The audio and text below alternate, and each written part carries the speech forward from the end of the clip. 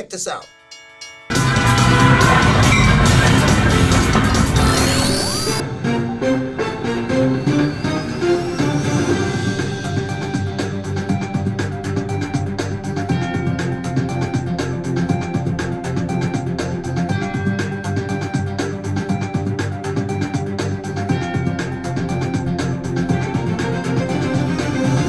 Thank you for joining us. Ladies and gentlemen, we have been in some trying times since the transatlantic slave trade, and really, nothing has changed. No progress has been made. Power and position, basically, it's all corruption. That's my thought. When you're taking things that don't belong to you, well, you're the one at fault. When there's greed, envy, lust, and lies, it doesn't matter which. When the proper time arises, well, karma's a bitch. Mike and Mika are going to break down my findings regarding this war. Just 34 kilometers wide, holds the pulse of the world's all endless tide. Tehran whispers in your arm, a challenge to fate. The dollar long range now faces a gate. 50 years ago, a handshake of power. Saudi and the US in a petrodollar tower. But when sanctions rise, the old ties fray. Iran shifts the balance, a new game to play. The world stands still, eyes on the sea. Oil, once sovereign, now a fragile decree. China lifts its sail and Russia stays near. Bits start to rise and dollars' edge is clear. But what comes next when old guards fall? When a narrow strait decides it all? The world holds its breath on a fragile line. Oil's future now caught in a timeline. Point blank, Mike and Mika, take it away. Imagine just waking up tomorrow, right? Okay. And discovering that the money you use for, well, literally everything, from a tank of gas to your groceries, is just suddenly losing its value. Yeah, that is a terrifying thought. Right, and not because of like a stock market crash or anything normal, but because a single 34-kilometer stretch of water on the complete other side of the planet was just closed off to the US dollar. I mean, it is a scenario that would just instantly rewire global power. We always sort of think of the global economy as this vast, unbreakable network of, trade agreements and invisible digital transactions. Yeah, like it's all up in the cloud somewhere. Exactly. But in reality, it all hangs by a very thin, very physical thread. It really does. And today we are looking at exactly who is trying to cut that thread, or at least permanently change its color, you might say. So welcome to the Deep Dive. Glad to be here for this one. Our mission today for you, the listener, is to explore how a tiny maritime bottleneck could literally upend the 52-year reign of the American petrodollar. We're going to unpack the staggering reality of our reliance on oil. And then we're actually going to pull the lens way back to look at the deep historical roots of human civilization. It's a massive scope. And to map all of this out, we are drawing from a truly unique collection of writings today. Yeah, we really are. Our grounding material is this text called The Voices of Diaspora, and it's authored by the Reverend Point Blank. Right, who also goes by the moniker the Witicizer of Comedy, which is just a fantastic name. It really is. And the blend of topics in his work is just wild. Oh, absolutely. I mean, you have hardcore modern geopolitical analysis sitting right next to deep historical reflections on the African diaspora. Yeah, and even explorations into universal numerology. It's this massive interconnected framework. But the entire worldview really anchors on one specific, highly volatile modern crisis, right? Right. The hook for our entire exploration today is an unprecedented ultimatum regarding the Strait of Hormuz. The big choke point. Exactly. So with all the regional conflicts escalating, Iran is basically floating this strategy to reopen and allow traffic through this vital waterway, but with a pretty terrifying catch for Western markets. And this is the crazy part. Yeah. They are demanding that all oil cargo passing through the strait must be traded exclusively in Chinese yuan. Not euros. No. Definitely not dollars. Chinese yuan. Which, on the surface maybe sounds like a simple accounting change. Right. Just swap the currency. Yeah, but to understand why this is such an explosive threat to the world order, we really have to look at the invisible financial plumbing that actually runs the globe. And I guess that starts with the physical choke point itself. It does. The Strait of Hormuz, Anyone following global energy knows it is the main artery of the Middle East. It handles roughly 20 million barrels of oil every single day. Wow, 20 million. Yeah, which is a full 20% of global supply. And you can't just bypass it, right?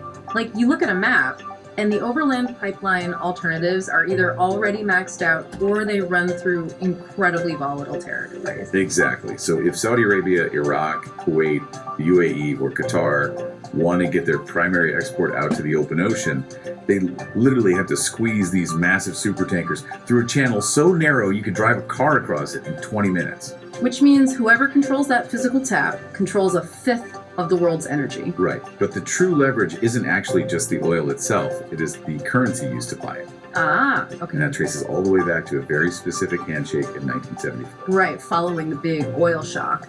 The United States and Saudi Arabia struck this deal that basically built the modern financial world. They did. Saudi Arabia, and then subsequently the rest of OPEC, agreed that they would only price and sell their oil in US dollars. In exchange for what? Well, Washington provided American military protection, security guarantees, and VIP access to Western financial markets. So on the surface, it's just a straightforward exchange, right? Security for commerce. Exactly. But the underlying mechanism, the actual birth of the petrodollar, it created this inescapable financial loop. Let's break down that mechanism for a second, because I think it's honestly brilliant. I like to think of the global economy as this massive, exclusive arcade. Okay, an arcade, I like that. Right. So there are hundreds of games you have to play just to keep your country running. Manufacturing, global shipping, heating your citizens' homes. But the arcade owner has a strict rule. You can only play these games using American tokens. Right, the US dollar. Exactly. So if you're Japan, Germany, or India, and you need energy, you have to buy oil. And to buy oil, you have to acquire billions of these American tokens. And that artificial, relentless global demand for the dollar is exactly what crowned the world's ultimate reserve currency. But, the power goes deeper than just the demand itself. How so? Well, because these transactions happen in dollars, they ultimately have to clear through U.S. financial institutions. Oh, right. Yeah, dollar clearinghouses in New York and the SWIFT messaging system. They basically act as the global toll booths. Which means the U.S. has total visibility and ultimate veto power over global trade. Precisely. If Washington decides to sanction a country, they don't just, send a strongly worded letter. Right. They simply instruct the arcade to stop accepting that country's tokens. Yes. They freeze accounts and block access to the financial plumbing entirely. The currency that everyone needs to survive literally becomes a weapon. Man. And for decades, countries that found themselves in the crosshairs of that weapon have been desperately searching for a side door. Desperately. Which brings us directly to Iran, the challengers, and this whole strategy of asymmetric power. Right, because the US and Iran have been locked in this hostile standoff for over 40 years now. And Washington has heavily utilized that petrodollar weapon, layering on massive economy-crushing sanctions. And the mechanics of those secondary sanctions are just brutal. I mean, Iran can physically pump millions of barrels of oil, but international banks and global shipping insurers won't touch Iranian cargo. Because they're terrified of being locked out of the US dollar system themselves, right? Exactly. The risk of doing business with Iran was simply too high for the global market. So Iran obviously needed a partner who was big enough to just not care about Washington's arcade rules. Right. Which leads us to the 2021 25-year Strategic Cooperation Agreement between Iran and China. Ah, there it is. Yeah, it is a perfect geopolitical puzzle fit, really. China is the world's largest energy importer. They have this massive industrial base thirsty for cheap energy. And Iran has oceans of oil, but no buyers. So China gets deeply discounted oil and commits billions to Iranian infrastructure. They do. But the secondary motive is the real tectonic shift here. China is actively seeking to expand the global dominance of its own currency. They want to break the U.S. token monopoly. And this is where Iran plays its hand with that asymmetric power. Like, they know they can't match the U.S. military dollar for dollar. Right. They aren't going to build 10 aircraft carriers to go toe-to-toe in the Pacific. Exactly. Instead, they target the vulnerabilities of the economic system itself. By threatening to restrict the strait, they trigger immediate global panic. Markets just pricing the fear, pushing oil past $100 a barrel. With analysts projecting spikes to $150 or even $200 if a real blockade happens. But wait, hold on a second. I have to look at Iran's underlying logic here because their entire national budget is fundamentally dependent on exporting oil. Right, it is. So if they drop naval mines or block the very strait they need to sell their own product, aren't they just, shooting themselves in the foot? It seems like absolute economic suicide. Well, if it were a total permanent closure, yes, it would be mutual assured destruction, but that is exactly why the strategy outlined in the source is so calculated. Okay, how so? Iran isn't threatening a blind blockade. They're threatening a selective toll booth. They offer limited, safe access for tankers, provided the transaction is settled in Chinese yuan. Oh, wow. So they weaponize the world's desperation for oil to force a crack in the petrodollar. Exactly. Like, if you want the oil badly enough to keep your factories running, you will find a way to pay in yuan. Precisely. It forces the entire global community to make a move on the chessboard. If this yuan-only toll booth goes into effect, Washington has to respond. And the text outlines 4 primary U.S. response scenarios. And, each carries massive systemic risk. Right, so let's walk through those. The first one is probably the most visceral, right? Military escalation. Yeah. The U.S. could surge a carrier strike group into the Gulf and forcefully escort tankers through the strait. They could, but the mechanism of modern naval warfare makes that an absolute nightmare. Iran doesn't rely on massive battleships. They utilize fast attack swarms, anti-ship missiles hidden in the mountainous coastlines, and advanced sea mines. So a multi-billion-dollar U.S. carrier is incredibly vulnerable in a narrow 34-kilometer channel. Exactly. A single miscalculation triggers a massive regional war. Okay, so if the military option is too hot, scenario 2 is an economic counterattack, slapping even harsher secondary sanctions on anyone using the yuan for energy. But the fatal flaw there is leverage. Secondary sanctions only work if the target fears losing access to the dollar. Right. If China, which is the second largest economy on Earth, decides to openly flout those sanctions and process everything through their own domestic banking network, the U.S. weapon is totally diffused. Because enforcing those sanctions becomes functionally impossible without sanctioning the entire Chinese economy. Which would collapse global supply chains overnight. Wow. Which forces scenario 3, I guess. Intense diplomatic pressure, Washington leaning heavily on its Gulf allies like Saudi Arabia and UAE, demanding they maintain the dollar standard to isolate Iran. We're basically trying to maintain the status quo through sheer diplomatic gravity. And finally, scenario 4 is the strategic energy response. The SPR release. Exactly. The U.S. and its allies coordinating massive releases from their strategic petroleum reserves to flood the market and artificially crush the price of oil. But that's like pulling from a finite savings account to pay your daily mortgage. It is. You just can't replace 20 million missing barrels a day for very long using emergency stockpiles. It only buys you a few months at best. Exactly. And while Washington debates these deeply flawed options, the global fracture just accelerates. Europe finds itself trapped in an impossible bind. They are desperate for stable energy to keep their industries alive, but they are totally anchored to the U.S. financial system. While China gains immense leverage by positioning the yuan as a hard asset energy currency. Right. And Russia, already heavily sanctioned and locked out of the dollar, enthusiastically supports any mechanism that bypasses Western clearinghouses. And hovering in the background of all this, you have the BRICS nations, right? Brazil, Russia, India, China, South Africa. Yeah. They are already setting up alternative payment networks. Yes, they are. So, are we looking at a future where the world economy literally bifurcates? Not split by an iron curtain of ideology, but a financial curtain. One hemisphere trading in dollars, the other trading in yuan. It's a massive realignment, and it's a very real possibility. But, the text forces a much more fundamental question. What's that? If this single narrow waterway and the currency used to buy its contents are causing this much existential anxiety, why don't we just accelerate away from the commodity itself? Why not just stop using oil? The ultimate reality check on the green transition. Exactly. The author provides the baseline metric here. The globe consumes roughly 100 million barrels of oil every single day. Every day. That is so hard to wrap your head around. It is. And the crucial mechanism to understand is that the vast majority of that is not going to power plants to keep your lights on. Right, because electricity generation is actually the easiest part of the puzzle to solve with solar or wind. Yeah. The real anchor is transportation and physical manufacturing. We are talking about the heavy diesel running every cargo ship moving goods across the Pacific. the jet fuel for every single commercial airliner. And perhaps most critically, petrochemicals.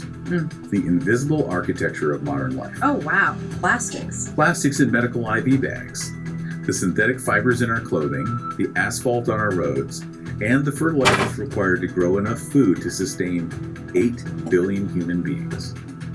All of it is derived from that daily 100 million barrel habit. So to replace all of that, you really need a metaphor that matches the scale. People often talk about, rebuilding the engine while the plane is flying. Yeah, you hear that a lot. But it's much heavier than that. It's really like trying to replace the load-bearing steel foundation of a 100-story skyscraper while all the tenants are still living and working inside. That is a great way to put it. You can't just yank the steel out. You have to meticulously build alternative, temporary, load-bearing structures inch by inch without causing the entire building to just collapse. That is exactly the mechanical reality. To swap out that foundation requires an unbelievable expansion of the grid. Because wind and solar are intermittent, the wind stops blowing, the sun sets, you have to build massive baseload stabilizing infrastructure. Right.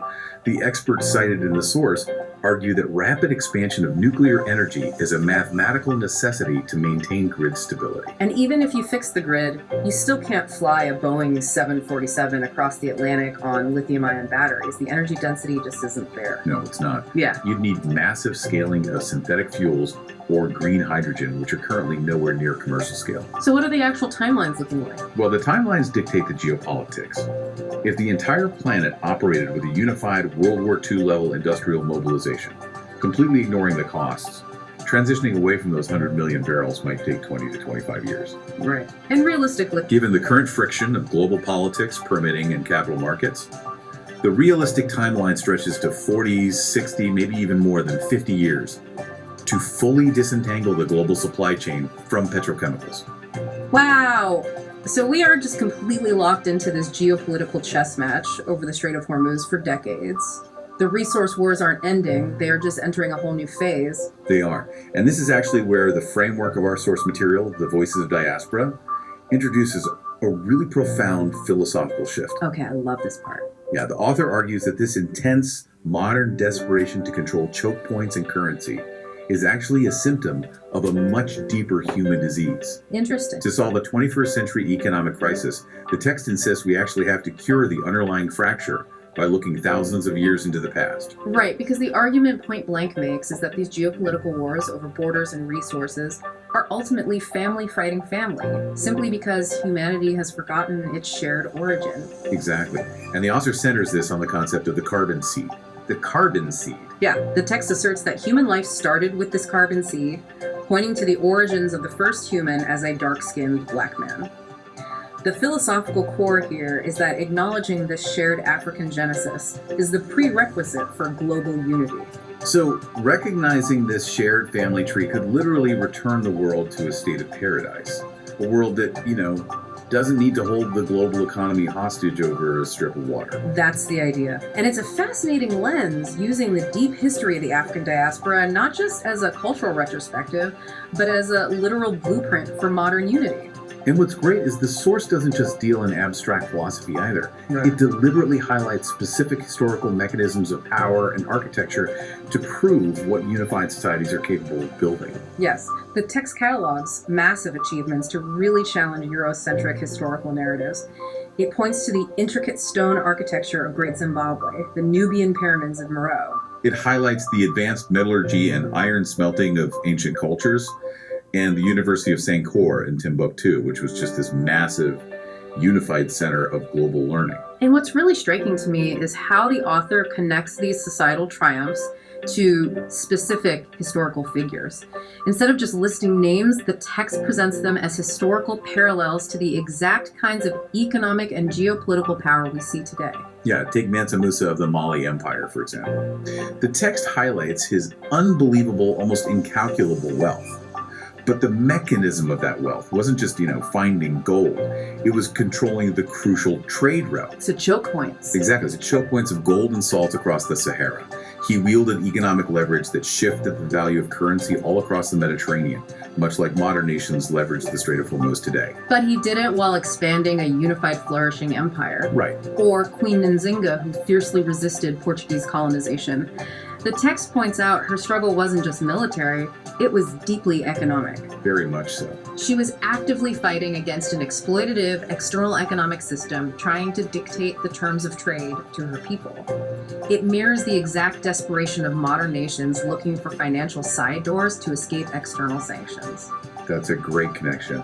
And the text also draws on the legacy of figures like Pharaoh Hatshepsut, who built massive international trade networks, or King Ezana, Oh, right. King Shaka of the Zulu Kingdom, who revolutionized military logistics, King Menelik II of Ethiopia, who successfully maintained sovereignty against European powers at Adwa. Alongside Cleopatra, Sundiata, Queen of Manarinus of Kush, and the legendary Queen Makeda, the Queen of Sheba. By tracing this entire lineage, the author is making a really cohesive argument about legacy and capability. The people of the diaspora created the systems, the trade routes, and the structures that historically moved the world's economy. So the overarching message is that profound unity was the actual engine of that historical power, and finding our way back to that unity is the only way to overcome the fragmented, hostile world we live in today. It is a massive philosophical arc. But to cap it all off, the author takes one final, super unexpected turn away from history and geopolitics and moves directly into mathematics. Ah, yes, the concept of master the nine. Yes, this is where the text gets incredibly specific. The author asks the reader to observe the recurring presence of the number 9, presenting it as this fundamental, inescapable pattern of the universe. Like a mathematical key to understanding how things grow and return to their source. Exactly, and the text uses numerological reduction to demonstrate this. The mechanism is actually really fascinating. The rule is that if you add 9 to any number and then reduce the result by adding its digits together, you always return to the original number. Okay, let's give a quick example so you can hear the mechanism in action. So let's do the number 14. Okay, so you add 9 to 14. Which gives you 23. Right. Now reduce 23 by adding its digits together. Yeah. 2 plus 3. Which equals 5. And what was your original number? 14. 1 plus 4 equals 5. Wow. Adding 9 creates this inescapable mathematical loop that literally always forces you back to your origin. It does. And the author uses this mathematical quirk as a really profound metaphor. Just as the math forces a return to the origin, humanity must return to its shared origins, the carbon seed, to find true balance. And the text sees this pattern everywhere, right? Everywhere. In biology, with the 9 months of human gestation from conception to birth. Even astronomy. The source specifically insists on counting 9 planets in the solar system, actively pushing back against modern astronomical reclassifications. It states that the inclusion of Pluto is God's work, not man's. The author even ties it to the psychology of everyday commerce. He instructs the reader to look at store price tags and observe how they almost universally end in a 9. Oh yeah, like 1999. Exactly. It is a synthesis of universal mathematics, human biology, and the daily economy. The claim is that mastering the mystery of the 9 helps you understand the truly interconnected nature of reality. It's just a phenomenal way to close the argument. The author is essentially asking you to look past the immediate panic of oil spikes and currency wars, to stop looking at the world as just a series of fragmented conflicts over shipping lanes, and start looking for the deeper hidden patterns. The math, the history, the shared human connection. Exactly, the patterns that prove we are a single, interconnected whole. And if there is one core takeaway from all of this material today, it really is the absolute reality of that interconnectedness. The abstract geopolitical concepts we discuss have very literal impacts on the physical world you interact with every day. They really do. When you look at the plastic casing on your smartphone, or you pay your winter heating bill, or you fill up your car, I mean, none of those are isolated local events. Not at all. The price and availability of those things are directly tethered to a 34-kilometer bottleneck on the other side of the planet. They are dictated by a 50-year-old handshake over the US dollar, the shifting ambitions of Chinese currency, and, as the author passionately argues, the unresolved echoes of human history. When a single strait can dictate the economic flow of the entire globe, no nation is truly independent. Everyone is forced to react to the choke point. But I want to leave you with a final thought to mull over, building on that reality. We talked earlier about the BRICS nations experimenting with alternative payment networks. We talked about Iran demanding Chinese yuan to bypass the US arcade tokens. Right. The underlying assumption is always that one national fiat currency will simply depose another. The dollar falls, the yuan rises. Basically a simple changing of the guard where the leverage just moves from one capital city to another. Right. But what if the ultimate challenger to the petrodollar isn't a national currency at all? What if, in a world utterly desperate to break free from the weaponized control of any single superpower, the future of energy trade abandons fiat money entirely? Oh, wow. What if the new system relies on a decentralized digital asset, or a new neutral basket of commodities that are directly backed by the energy itself? That changes everything. If the global token machine is no longer controlled by clearinghouses in New York or state banks in Beijing, but is instead decentralized across an open global network, the entire concept of financial choke points and economic sanctions just evaporates. The weapon is entirely neutralized. And if that happens, if the currency of energy finally transcends national borders, who truly holds the power over the Strait of Hormuz then? As you go about your day, just think about that massive supertanker squeezing through those narrow waters. The thread holding up the boulder of the global economy is definitely fraying. But the most important question isn't just when it will snap, it's what kind of thread we are going to use to hang the boulder back up.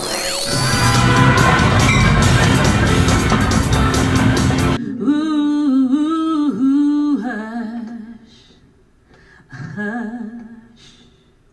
Somebody's calling my name. Hush, hush, hush. Oh, somebody's calling my name. Ooh, somebody's calling my name.